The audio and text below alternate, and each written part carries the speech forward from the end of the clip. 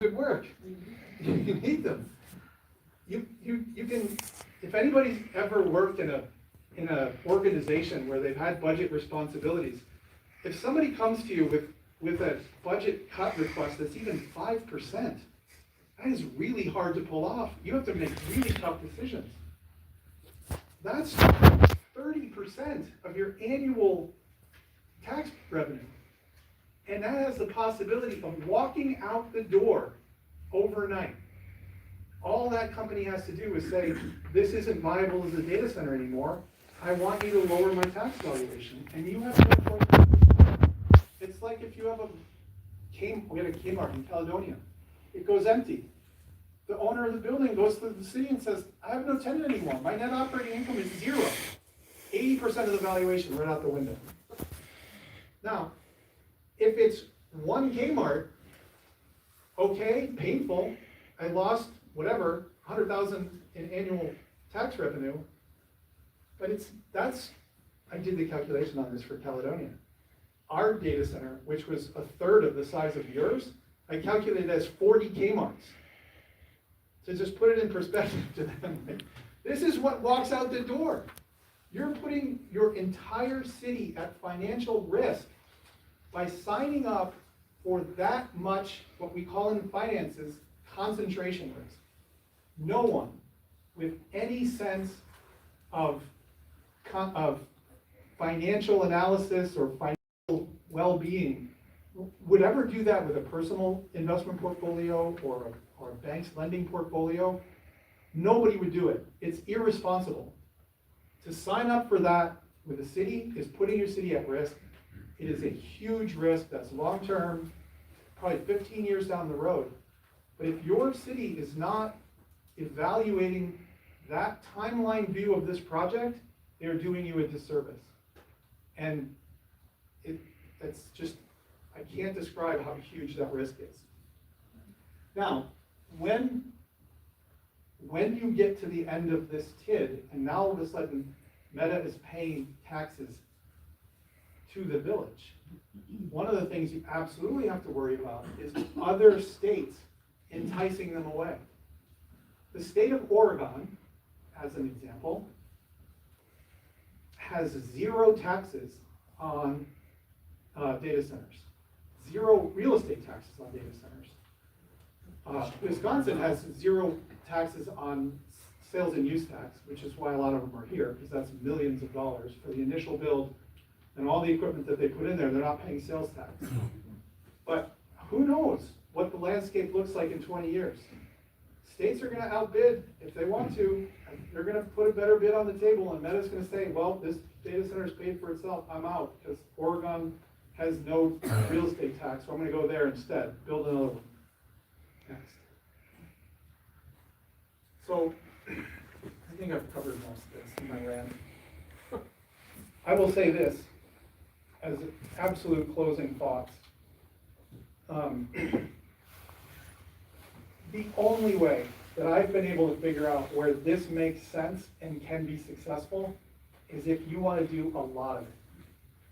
If you have one data center campus built largely at the same time, it's going to go obsolete at one time.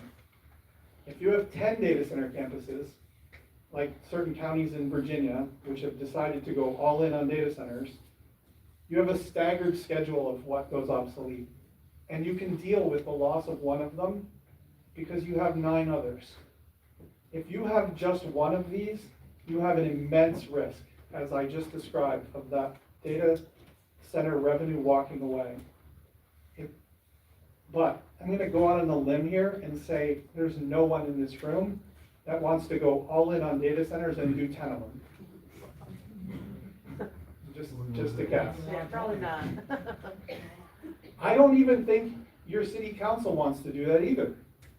I don't think there's anybody that thinks that would be a good path for the city to go down. But a soundbite that I used in Caledonia that resonated with people, the decisions that you make today create the context for the decisions you have to make tomorrow. If you get yourself in a pinch with a decision that you made today about building a data center, you could find yourself in 10 years deciding, you know what, we better hedge our bets here and start another one. Because the obsolescence risk is too big. And now all of a sudden, instead of deciding whether a data center is bad or good, you're deciding you need another one because that last one is riskier than you thought. And then another one, and then another one, and then another one. It's a ball rolling downhill, or it's a treadmill. Once you get on, you can't get off. You have to keep going. Nobody, once they realize it in their head, that the risk is there long-term, 15 plus years, they're going to start making decisions to keep doing it to manage that risk. I guarantee it. Sorry, I'm going too long on that. No, you're fine. Nope. I also want to talk about taxes, because everybody loves that topic, right? I wish in a really short order I could explain to you everything I've learned about state taxes and tax levies and net new construction and so on and so forth. But just trust me. There is also the risk in the short term, because none of this money can come into your general fund. There is risk that because of the way the state laws are written, they can raise your taxes in the meantime because of what's being built here. State or municipalities love new construction for the reason that it affords them the opportunity to raise your taxes. As you saw, Meta's not paying a dime until at least 15 years from now. So if they raise taxes in the interim because they underestimated the costs that the city would bear, or just general growth, whatever, it's on your backs. And it's facilitated by the building that they're doing with this data center. I'm not accusing them of that. I'm not accusing them of doing that in a planful way. I'm just saying that the way the tax levies are calculated, that possibility exists. And they will take it if they need it, because it's really easy to say, it's just another $100 for everybody this year and next year and next year. I also calculated, trying to be fair to them, this is a lot of money. We can give it back to the residents. So that $4.8 million a year, I did this calculation, if that's half new spending and half tax reduction, so there's no way in God's green earth they're giving it all back to you, I promise. But if they give half of it back to you, that would be a $313 a year rebate to you if you own the median value home in Beaver Dam. After obsolescence, when 80% of that valuation drops, now you're down to $63.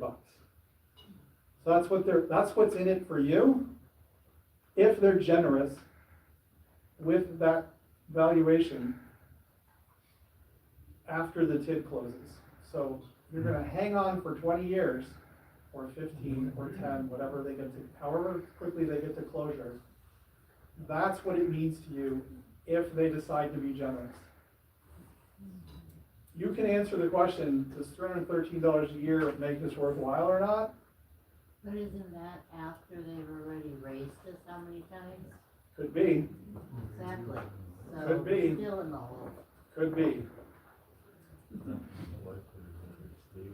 So, yes, in the back. Just real quickly, what are all the costs that Beaver Dam could incur during the 20-year period that would cause us to lose effectively? Okay, this is one of the aspects of your deal that's terrible. Can you go backwards to the spreadsheet? There you go. So, I want you to notice this line right here. This line right here with all the $10,000 in it is evidence that your city is in over its head. This is a multi-billion-dollar construction job. It is 30% of your annual budget that you're looking at in the future. And they think that the dollar impact to your city is going to be $10,000 a year in expense. So the part of the deal that's not great is that they didn't even negotiate with Meta to directly pay all of the city's expenses. They agreed that those project-related expenses would come out of the TID, which is a fancy way to say you're paying for them. You're just paying for them with the tax rebates, which makes the tax rebates take longer to get to that zero level where everything's paid off and you can close the TID. This screams at me, we're naive. So, but on the bright side, if the way that the deal is written, if Meta walks away, Meta's still on the hook for anything that's not paid off. They can't leave you with road building and power lines and sewer and water. That's not gonna happen. You're not on the hook for that. You're protected from that. And that's why the city is pushing, oh my God, we got all the protections in the world. We'll never have to pay a dime. Well, that's sort of true. But you've got a city that is so in over their head that they think that managing this project for the city is gonna be a $10,000 a year job. Okay, what is that? It's like, that's not even a quarter of an FTE, full-time employee. That's ridiculously low. It just screams at me, we're in over our heads, red flag. Of all of the numbers I put up there, that's probably the biggest red flag for me, because I know these numbers upside down. Did I answer your question? Just not the way you wanted. And actually, just, Yeah. Does anybody need some paper to write down questions for whenever we have the discussion part at the end? Because if you do, please let me know. I'm happy to give you some. Okay, We still have another presentation to get through too. We're okay on time, so if there I are wanna- no questions. I want to close with one more statement, and then I'll shut up. You guys are past the point where the developer agreement has been signed. As I read to you, the city is committed to helping the company deliver what they promised to deliver. Like, the city can't back out of that without putting themselves at serious legal liability. You have to get honest with yourselves about what you possibly can get done, prioritize it, and then go after it. If it were me, in my village, I would do three things. The first thing that I would do is get a full accounting of how we got here. Your city sold you down the river over the dam.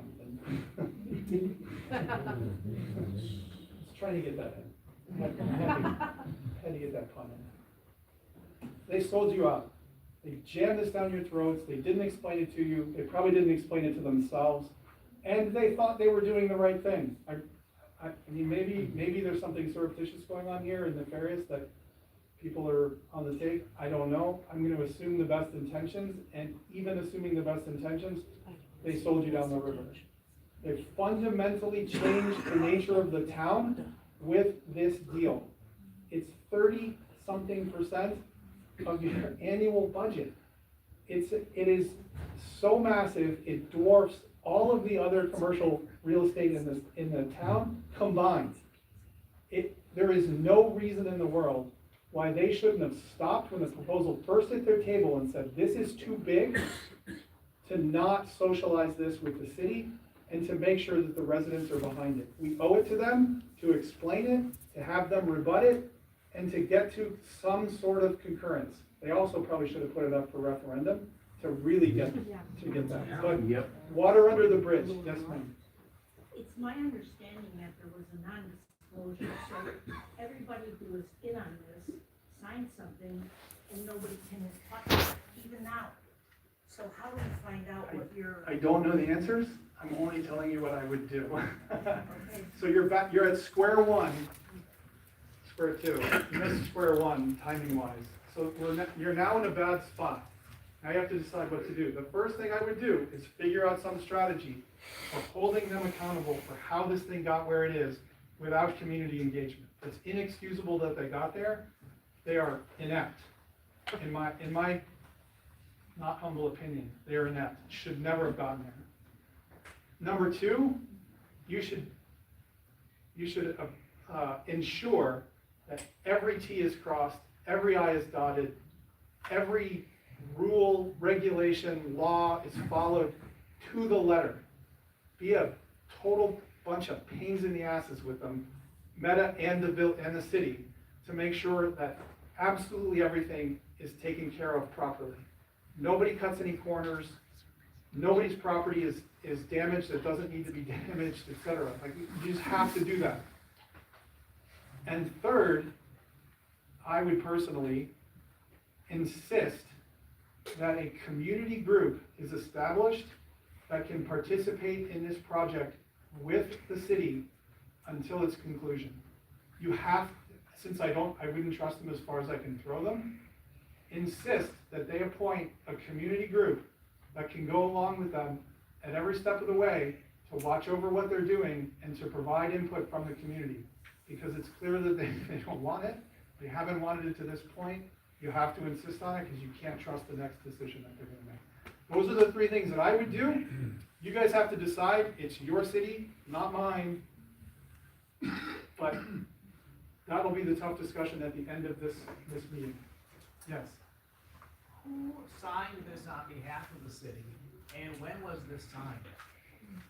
And how does Trent